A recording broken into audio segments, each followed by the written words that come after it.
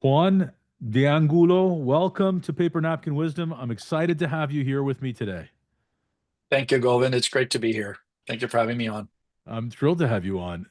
So you shared an interesting napkin with me, and I want to jump right into it. And like all of them, there's significance in all of it. So you said, "I am true to myself and release the outcome," and you've dated it 12, 21, 23. So for people who aren't following, that's December 21st, 2023, I assume, not 1923.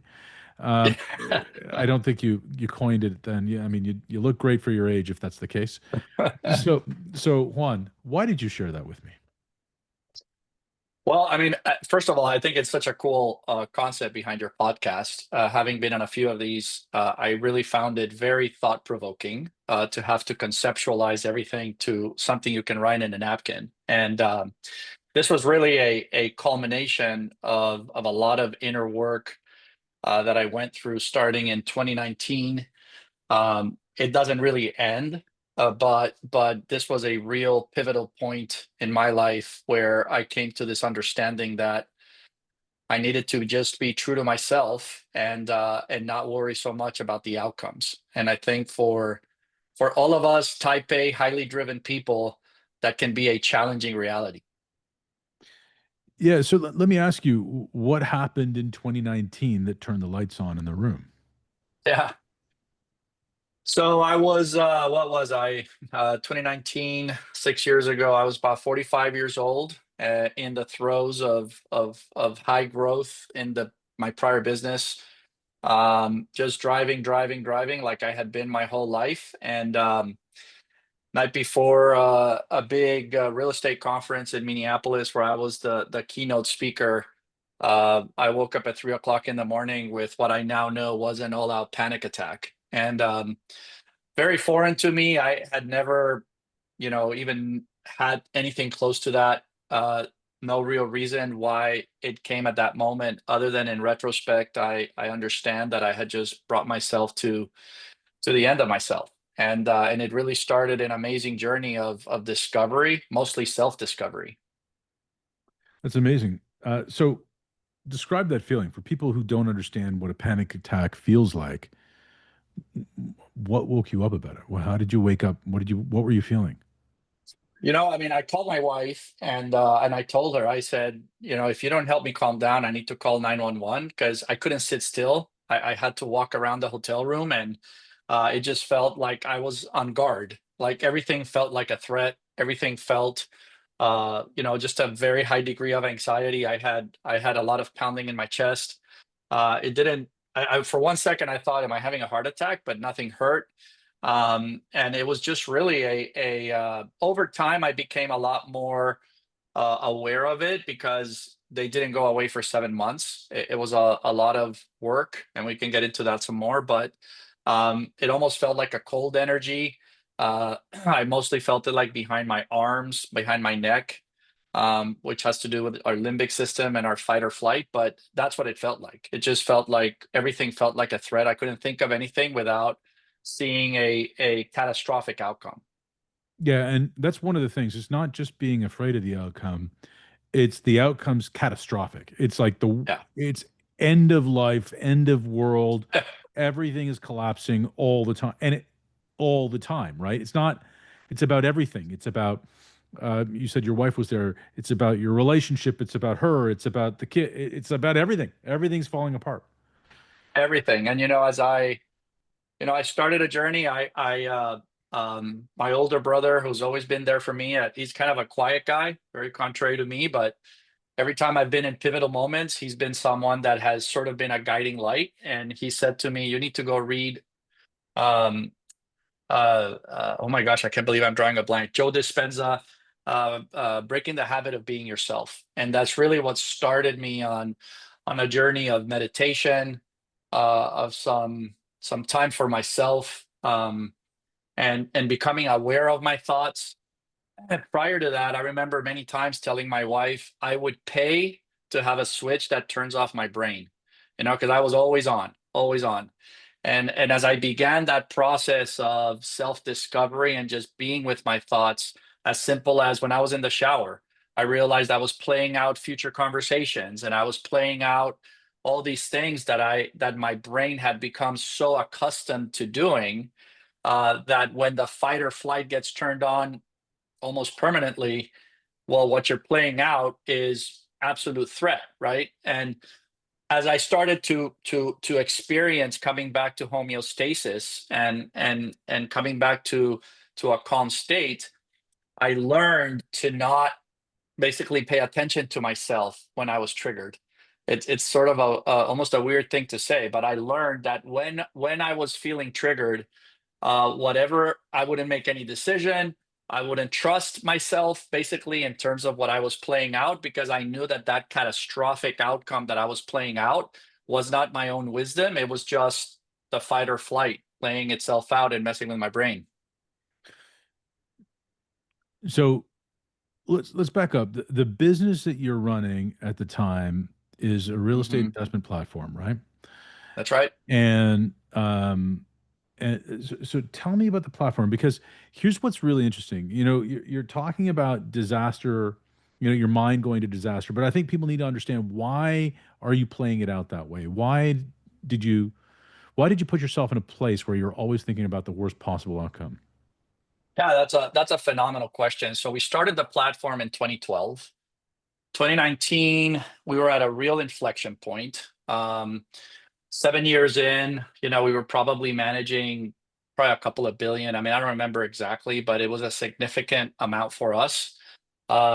We still had not reached that inflection point where we could have a lot of senior management. So, it's up to the entrepreneur to wear a gazillion hats where they need to be plugged. And so while running the day to day, you're also responsible for this fiduciary duty of making good investment decisions. And as a part of making good investment decisions, at least up until that point, I had been someone that consumed a lot of information, right? I watched the news and I read the Wall Street Journal, and I listened to all the talking heads, and I consumed all this information trying to put myself in the best place possible to make the best decision possible as an investment committee member and an asset management committee member. Um, and we were at a real critical point, but I think in retrospect, it's not just what was going on at that moment. It's also how much I had worn myself down over my whole career, burning the candle on both ends, raising a family, etc. And I remember that in those days, and I think this was sort of the straw that broke the camel's back. I do remember that the yield curve inverted for a very short period of time, and I think that was sort of that bell that my mind was going, "Oh my gosh! If we have a recession, we have all these deals going, we have these portfolios, and we're at an inflection point. What could happen?" And I think that was sort of the trigger. Yeah. And let's also remember that you said that you started the business in 2012, right? Yeah. So we had just come out of 2008, where there was that massive inflection point where yield curves didn't just invert, but the market went upside down and Yep. evaporated. Entire portfolios were evaporated in 2008. So that happened. That was a real event. You're coming into the market just as we're recovering and healing from all of that. And Hmm. then these other things happen. So I think it's important for us to relate to why you were feeling the way you were. And I think that's really important. Um, Yes, yes, yes. But if I may, I'm going to give you just one quick but. When this first all started to happen, the first place I went to find meaning was in this story that we're talking about, right? What was going wow. on in my external circumstances. But yet I had partners, right? Business partners that were not in the same boat. They had also gone through '08. Some of them had been more affected than I had in '08 and '09. Because the old saying goes, who didn't lose money in '08? Whoever didn't have any, right? And when I went through '08, I was an employee at a large platform managing third party money, and I was not personally affected. Some of my business partners were, but yet they were not reacting in the same way, right? So there were definitely things going on in the way that I was wired, which goes back to the paper napkin, right? Of being true to yourself and releasing the outcome that basically set myself up to have this reaction. So here's what's interesting to me. You say be true to yourself and release the outcome, but one of the things you shared about that came out of the immediate aftermath of the panic attack was learning not to pay attention to yourself. Hmm. And you didn't trust yourself. So how challenging was it to cross that chasm from learning to be true to yourself, like your real self, Yeah, not the yeah. smoke and mirror, not the Iron Man suit that you're wearing in front of a keynote address, but Hmm. being really true to yourself, coming from a place where you had to shut off paying attention to yourself, and you actually wanted to pay for a switch to turn your brain off, which is the exact opposite of what you achieved, right? Yeah. I think it all starts with understanding what the different parts of ourself that we have, right? And I mean, one of the great things that I learned through this through Joe Dispenza. I mean, that was sort of, he's not the only one, but it was a great teacher for me in learning about my subconscious and the way that our self identity is wired over the first 35 years of our life, and started to explore some of my early childhood experiences and my teenage experiences and having been bullied in school, and then how I found identity mostly through athletics, right? I became a nationally recognized a tennis player when I was growing up, and I was one of the best soccer players in a country like Colombia, where soccer is like a religion. Hmm. And so I found acceptance through my outcomes, my athletic performance, my grades in school, and so those were the things that gained me acceptance. And so anyway, I could go more into that, but basically, it set me up to build my life based on external expectations, and building my life assuming that what my outcomes were was what determined my self-worth. And that's really how I was wired.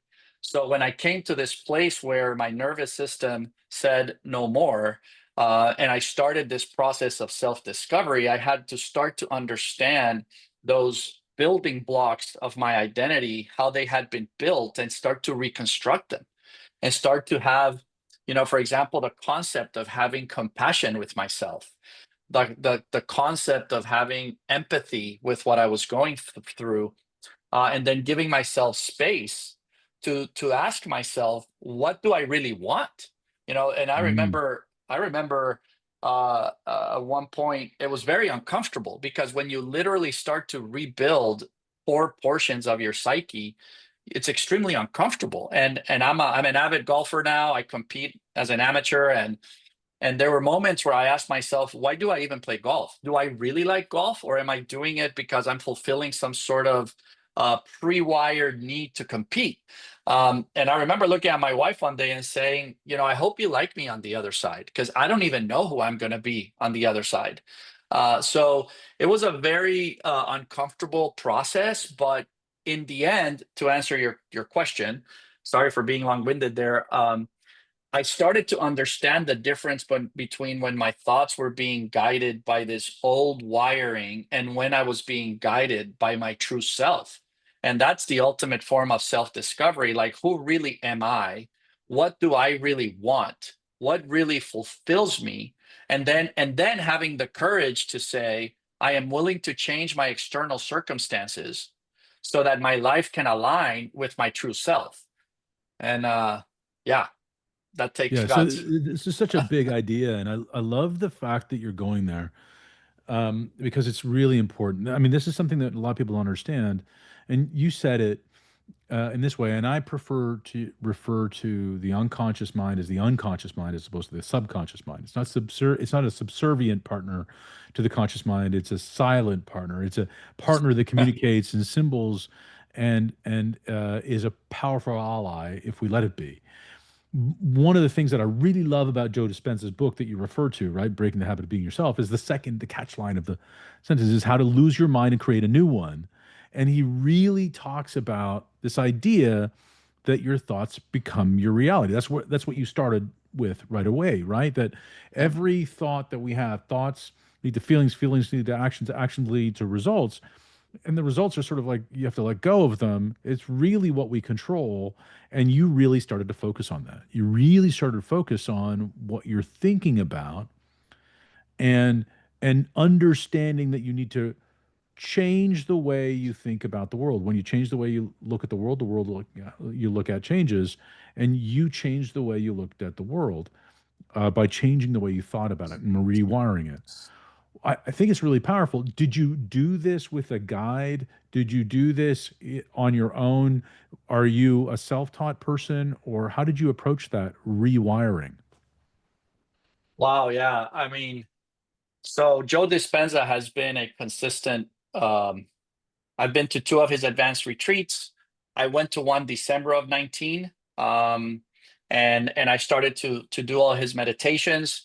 I've tried other forms of meditation since then, and I really enjoy his, mostly because they seem to have a purpose, and I think he utilizes music and other things to help you with your brain waves, and you start to understand about getting out of beta and going into alpha and into other forms of brainwaves for rest.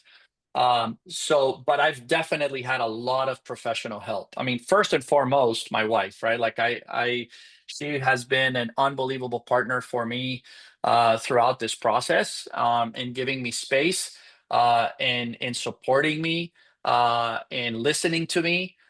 So she's been absolutely unbelievable. I also sought professional help, and I've had a couple of different forms of professional help that helped me along the way to do some of that self-discovery, especially when you start to understand. So there are different forms of the professional help, right? So on the one hand, more of of somebody that understands the psyche and helps to guide you to understand how those building blocks are built, and how you can start to address them and understand what's driving some of the things that are going on in your mind. I think doing that by yourself, I think, would be highly unrealistic. And I think part of self-awareness and the process of discovery is having the humility to know that we all need help, and there's no shame in that. And I think that that's absolutely important. I'm grateful that we're living in a time where mental health and seeking help is no longer seen with so much of a taboo as it used to be when I was a kid. I think that that's super important. But I've also sought other types of expertise in things like understanding generational trends, right? Like really having people that can help you to understand epigenetics and generational outcomes that can affect us, whether we're aware of them or not. They are real, and I think that those have been also extremely helpful to me. Things like family constellations and other things that we could explore. But at the end of the day, all of that leads to me, which is what I think the paper napkin is all about, is underpinning that paper napkin, which is self-love, right? I mean, I think Mhm. loving ourselves to me is the ultimate form of acceptance, and being true to yourself. You can't be true to yourself if you don't love the self that you believe you are. And releasing the outcome is not caring about what other people think, not caring about whether I win or whether I lose. Why do we care if we win or lose? Because what are other people going to think? Who are the best athletes under pressure? The ones that don't have their identity wrapped up in the outcome, and then they don't get nervous, right? They don't have as much anxiety. So I think that for me, that was sort of encapsulated. That's what all that professional help led me to. Yeah, that's awesome. One thing I do want to talk about real quickly before we move off it, because a lot of people are going to hear the word epigenetics and they're not really going to understand what that means. One of the things that scientists have proven is that, mice, you could take a mama rat and give it a shock in the corner of a box, and its offspring will avoid that corner of the box. There's no learning that has gone on in that corner of the box for them, but they will avoid that corner of the box. That genetically, that the trauma, the learning has passed down in a way that Mhm. that offspring doesn't understand. And understanding that these old patterns may not be apparent to us, but are still there is really, really powerful. And understanding that also gives you a pathway to find yourself. I think all of that's really, really key. It's fun that you talk about this idea that some athletes become beholden to the outcome. And there's this great piece by Kobe where he's sitting there talking to a BET reporter when they had Black Entertainment Television and it just came out, and they did these mentorship series. And he talked about how failure doesn't exist. And he really just talks about how if you're in love with the process, if you're in love with the moment, if you're in love with being in that moment and being all in on the moment, the outcome just doesn't matter. And it takes care of itself because you're focused on the moment so intently. That's along the lines of what you're saying. Being true to yourself allows you to love, loving yourself allows you to be true to yourself and really be equanimous with what's happening right now, isn't it? That's right. That's right. 100%. And you thought about Kobe. I'll tell you the one that I think about. It's one of my all-time favorite press conferences, and I think that most people that heard it probably uh, just it went right over their head unless you've lived it, right? And it was Scotty Scheffler after Yeah. the Masters a few years ago when he was going through the woes of putting, which anybody that's been a golfer understands what woes of putting can be, and it's all right here. And he went through a really tough time, right? And this guy's the best golfer in the world, approaching Tiger-esque type stats, Tiger Woods type stats over the last few years. And the reporter asked him, like how do you deal with this situation that you're dealing with, where you're missing 3 footers, and which for a professional golfer, it's like awful. And his response was awesome. He said, "I'm secure in who I am. I'm Right. secure in who I am. I know that who I am is when I go home, my wife, my family, and I'm secure in who I am." And to me, that safety of knowing who you are and loving yourself and accepting yourself allows you to release the outcome. Of course, you want to win the golf tournament. Of course, you want to be successful in whatever you're doing, but the outcome can't dictate your self-worth. And that to me is such a fine line that determines whether or not you hold on to tight or you don't. Yeah. You've talked about the support of your wife repeatedly and how Mhm. important. I mean, even if you're just listening to this and you're not watching Juan's face when I'm talking about this, he just lights up. There's a Yeah. deep change in your face, just the way you looked when Mhm. I brought up this subject.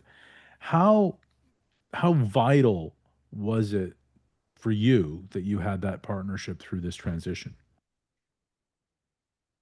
I mean, you're gonna make me break down here. When I look at my life, I don't know exactly where it came from. I guess at the end of the day, it doesn't really matter. But even as a young guy, I always knew that who I married was gonna dictate a lot about what my life looked like. And I had a couple of serious relationships that at the end of the day did not work out. And I remember being in college and being at church one day, and I remember this really simple concept that this lady talked about, which was that the secret to a happy marriage was a simple math formula, which is 1 + 1 = 1. And I never forgot that, and it made me be very sort of conscientious and purposeful. Actually, my friends would give me a hard time because they would say, "Dude, just date. Stop being so intense about it." But I just knew that I didn't want to end up in a relationship based on codependency, right? I really wanted to find someone that would want to be by my side and I would be by their side, right? And instead of one trying to dominate the other, play games, them looking to fulfill themselves in me or vice versa, and then what you create is a relationship of not a relationship of equals. And I was extremely lucky that my wife and I found each other. We've been together for 25 years now, and she's genuinely my best friend. And I don't know how you can live a truly fulfilled life if you can't come home and feel like you can be vulnerable and you can be yourself, especially when you go through something like this, right? Mm. She's gone through her own process herself as well, in a different way. And so being there for each other and genuinely being there for what you're going to give to the other person and not for what you're going to get, I think is that foundation, right? And she has supported me. And I mean, when you're going to be an entrepreneur, you're going to be crazy by definition, right? I mean, I've Yeah. moved her around. We picked up and left Miami when my kids were little, and we moved to Chicago, and we had been there for 4 years, and we love Chicago. But then I had an opportunity to go to Houston, and she's always just been my biggest advocate. And what we've built together, and she's allowed me to go do what I did, and while she did an amazing job raising our kids. So I mean, I could talk about this forever, but I think it's the most pivotal decision that I ever made was who I was fortunate enough to spend the rest of my life with. Yeah, I don't think it was just luck. What does 1 + 1 = 1 mean to you?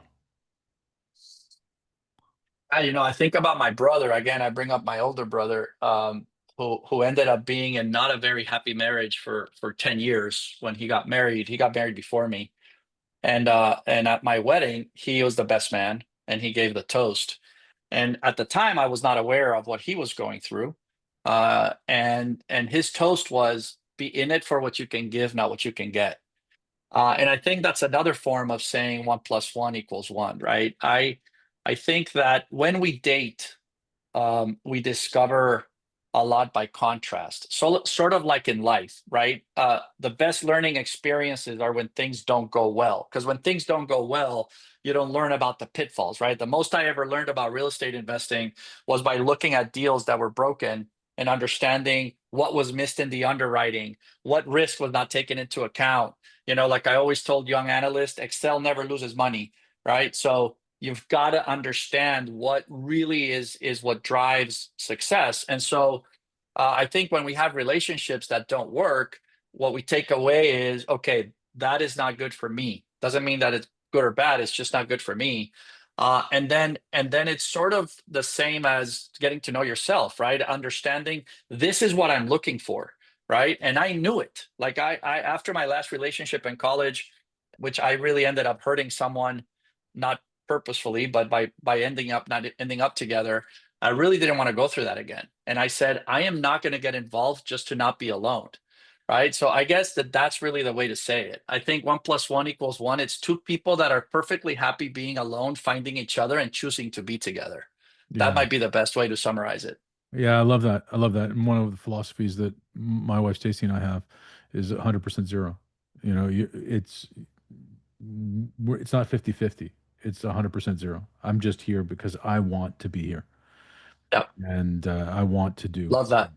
Um, just so loving yourself, you found your way to loving yourself from that really scary place. And I know that Joe Dispenza has some tools along that did really well, that are really great. But there's another part of this that I think a lot of entrepreneurs are listening to this and saying, release the outcome. I've got 3 year goals. I got 5 year goals. 10 year goals. I've got a BHAG. I've got a this. I've got my team's got rocks. What are you talking about? Release the outcome. I want the freaking outcome. The outcome's got to happen. And you're in asset management space. Your ass is in a sling if the asset's not if the outcome it doesn't matter. So you're not saying results don't matter, but you're saying the outcome doesn't. The words are important. So what are you talking about releasing the outcome? Yeah, releasing the outcome is I'm not holding on to the outcome, right? I think when we're holding on to tight, I think about Top Gun, Maverick, and Goose, and you're holding on to tight. If anybody's a Top Gun lover, I think that's what it means, right? If all I'm thinking about is, this deal's got to hit a 2x, this deal's got to hit a 2x, I've got to hit my 18% IRR. Things never go as planned. I mean, I think any entrepreneur by this point knows that. Nothing ever goes as planned, right? So, in order to navigate those curves along the way, those waves that come your way, um, in order to truly be in the moment, you have to be free to be able to tap into your own wisdom and your own experience, and make the best decision with the information available at that moment. And if at that moment what you're thinking about is putting the weight of the outcome on the decision, then the anxiety, the stress, the nerves are going to take over, and you might end up with the outcome, right? But outcomes have external circumstances that affect them. There's a lot of things that go into play. All you can do is do the best that you can with the information that you have. So releasing the outcome is not about not pursuing outcomes. It's about not having the weight of the outcome present in every single moment, right? It's like if I'm having a 3-foot putt and I'm thinking about, if I make this or if I don't make this, I might or might not win the tournament. And I put the weight of the tournament on the 3-foot putt, I'm going to get very nervous. But if a 3-foot putt is about the process, it's about my setup, and it's about looking at the hole and just releasing the outcome, then I'm burying the DNA of the outcome, and it's just a 3-foot putt, right? Like the stroke is this long, should be not that bad. So Yeah. that's what, to me, what releasing the outcome is really all about. Yeah, I think that's really powerful. And one of the things that you just said really quickly, and it's important to go back to, is the best decision at that moment requires you to be present in the moment, requires you to be true to yourself, requires you to be, you know, satisfied with this is what I'm seeing right now. If you're holding on to something in the future, it's like holding on a bumper of a car that's moving too fast while you're standing still. You're just going to pull your arms out, right? Yeah. You you can't Yeah. you can't hold on to that in that way. You have to be present. You have to play the point in front of you. And I think that's such a powerful piece, right? Yeah. And in every case, I would challenge anybody to come up with a different answer, but I would bet that in every single case, when you're holding out to an outcome, is because somewhere in your identity there is something that depends on the outcome, right? Every investor, I heard this advice early in my real estate investing career. Investors will always forgive market risk. They will never forgive negligence, right? So it's not about the outcome, right? At the end of the day, investors look at vintage, investors look at third party, like market conditions, black swan events. There are things that are out of your control. As long as you did the best you could and what was expected of you within the confines of what you can do, it's not about the outcome. It's about being a good fiduciary and making good decisions and being present in the moment. And I guarantee you that if you put the weight of the outcome on the decisions you're making every day, you're probably not going to be the best decision maker because of the emotional stress that you're going to be under. And you're not being true to yourself because That's right. you're just attaching to an outcome. You're That's attaching right. your identity to something that hasn't happened as opposed to who you really are. And one of the big pieces of all of this is becoming who you really are, being in that becoming state and being in a flexible enough environment where you are present to what's actually happening right now. I mean, one of the key takeaways of Joe's work is that you're not hardwired to be the same person forever, right? That's right. So, Yeah, that the concept of neuroplasticity and the fact that your brain can change, right? Like for a long time, people thought that once you were wired a certain way, you could not change. But they're finding people in their 80s and 90s that are being able to create new wiring in their brain. And that's central to the fact that you can rewire yourself. And I tell you, I am living testament that you can rewire yourself, and change the way that you think. what's changed for you after this manifesto? What changed for you after 12/21/23? Yeah, I mean, there's a lot of things that changed. I mean, first of all, I compete in golf freer than I ever have, which means that I enjoy the game a lot more. I was a competitive tennis player. Part of what's woven into the story is, I mean, I had a very loving dad that I'm very grateful for. He passed away in 2010, very young, but he was a very hands-on dad and a very loving dad. And he didn't give me a choice. I had to play tennis, right? For him, he didn't know if he was going to be able to pay for college in the States, and being a top standout athlete and getting a scholarship was sort of the ticket to go to college in the States. And he had a plan, and the fact that I didn't want to play tennis didn't matter. Like, you're going to play tennis and you're going to win. And so that was part of that wiring, right? Of outcomes are what mattered, not what I wanted to do, because I did not want to play tennis. So later in life, when I had an opportunity to play a sport that I actually really am passionate about, and then I found myself competing and having some of the old wiring come back of nerves and anxiety. Um, it has been a theater in which I've been able to conquer old demons and to change the wiring in my mind to be able to play and compete uh, absolutely truly relaxed. And it's been awesome, right? To me it's sort of like a mulligan, right? Or a take two to my original athletic career when I competed with all this stress and all this anxiety and all these nerves, and to be able to now do it from a different place. So that's absolutely something that has changed. And something else that has changed is, I allowed myself to make some professional changes that for people from the outside were probably head scratchers, right? I decided to exit my real estate investment partnership and pursue a tech startup with my brother as co-founders for some algorithms that my father had invented. It's sort of a long story, but people from the outside were like, "What is this guy doing?" Right? Like, he's riding a gold wave, but it's not about the gold, right? It's about pursuing what you're truly passionate about, what makes you feel good in the morning when you wake up, and having the guts to go for it, right? And out at the end of the day, I wanted to be in control of my own destiny. I wanted to be able to pursue my life congruent with my values. And when you have four partners, by definition, you have to come to some levels of compromise. And so it was some big decisions that I changed from 2023 until today. So I mean, a lot changed, and but I sleep much better at night, and I have a lot less stress. That's awesome. I can Yeah. see that. I can see that you do. Um, to close off, as we get to this stage of each episode, we evoke gratitude, and it's a powerful Joe Dispenza thought. But our inspiration for this comes from John Ruhlin, who was a great friend of the show.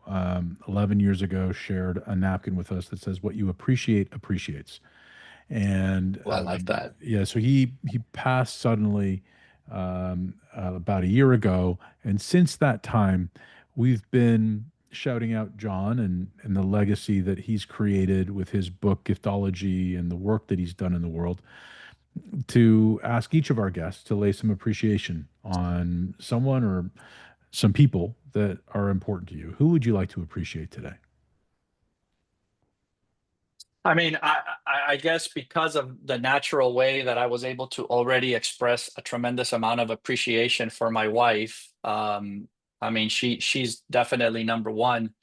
But just now, as you asked me, what came to me is, I really appreciate the human experience. I really do. I really am a believer that we were put on this earth for a reason. I believe that we collectively, as humanity, have a genuine responsibility to this creation, independent of what dogma or other form of understanding you have. I think we can all agree that we all have a purpose to be here, and I think that that purpose individually is to learn to love yourself, and I think collectively is to elevate our consciousness and our human experience. And I think that to the extent that we can all do that and we can actually appreciate that, we can probably better understand our neighbor. We can probably have more empathy to those going through a tough time, because it's not about just me getting ahead. It genuinely is about elevating this human experience and making it better for the other guy, and leaving it better for the next generation, and paying it forward, not out of a sense of obligation or because of what I'm going to get out of it, but because genuinely we have an opportunity to make this world a better place. And I think that it's something I truly appreciate. I love that. That's great. Thanks, Juan. Thank you.